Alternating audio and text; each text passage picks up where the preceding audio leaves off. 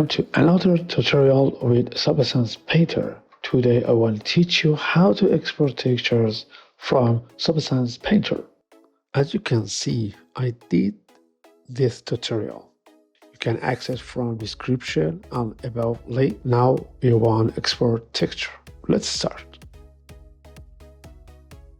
We go File and Export Textures. In the window, you see we have some setting like save texture path, what kind of template, file type, what size texture, and you can see list texture that we want to export this.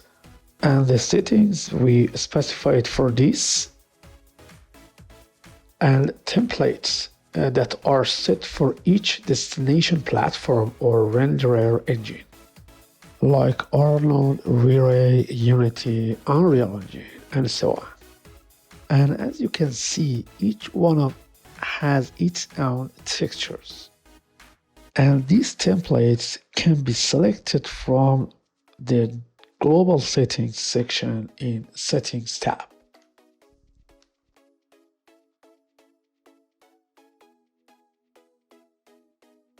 In addition to these templates, we can create our own custom templates.